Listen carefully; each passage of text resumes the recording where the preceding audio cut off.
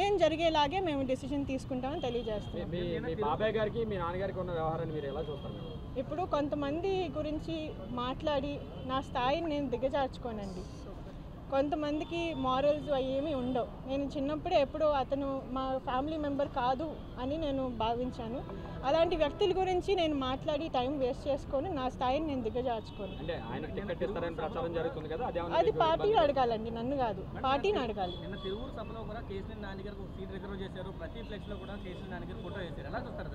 అంటే ఇప్పుడు గత సంవత్సరంన్నర కాలం నుండి లేని ప్రోటోకాల్, గత సంవత్సరంన్నర కాలం నుండి ఇవ్వని రెస్పెక్ట్, గత సంవత్సరంన్నర కాలం నుండి ప్రోగ్రాంలకు పిలవకుండా ఫోటోలు తీసేసి అన్ని రకాలుగా ఇబ్బంది పెట్టి సడన్గా ఇప్పుడు ఒక ఇష్యూ వచ్చిన తర్వాత ఒక కుర్చీ వేసి దాన్ని జూమ్ చేసి చూపిస్తే అంటే ఏంటండి అర్థం? ఒకసారి ఆలోచించుకోవాలి అందరూ కూడా.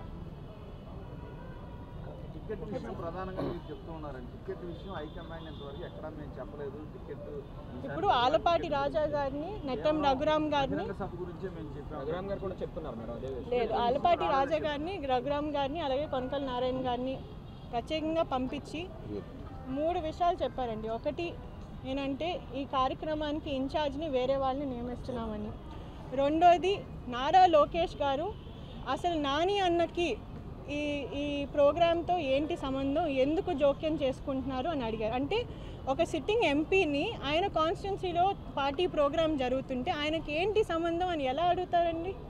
అలాగే మూడోది ఈ పొజిషన్ కోసం వేరే వాళ్ళని వెతుకుతున్నారు, అందుకని మీరు కొంచెం సైలెంట్ అవ్వాలి అనేది కూడా జరిగింది. సో ఇవన్నీ కూడా ఏంటంటే అండి, మీకు తెలిసిన ఈ స్ట్రాటజీస్ అన్నీ మీరు ఎప్పటి నుంచో చూస్తున్నారు. సో ఇవన్నీ కూడా మీరు కన్సిడరేషన్లోకి తీసుకోవాలి. నాన్నగారి వ్యక్తిత్వం అంటేనే మీకు తెలిసి, నేను ఆయన్ని డిఫెండ్ చేయక్కర్లేదు. ఆయన నిజాయితీగా నిస్వార్థంగా పనిచేసే నాయకుడు.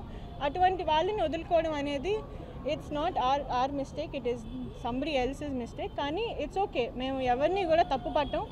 అందరికీ కూడా న్యాయం జరగాలనేదే మా కోరిక. అలాగే పార్టీ హైకమాండ్ ఏ డెసిజన్ తీసుకున్నా కానీ మేము రెస్పెక్ట్ చేస్తాము. ఎందుకంటే వాళ్ళ ఆబ్లిగేషన్స్ వాళ్ళకు ఉంటాయండి, మేము ఎప్పుడు కూడా తప్పు పట్టం. కానీ మమ్మల్ని నమ్ముకుని ఉన్న వాళ్ళ గురించి మేము కూడా ఆలోచించాలి. వాళ్ళ కోసం ఒక స్టెప్ అనేది మేము వాళ్ళని చర్చించుకుని తీసుకుంటాం. ఏంటండి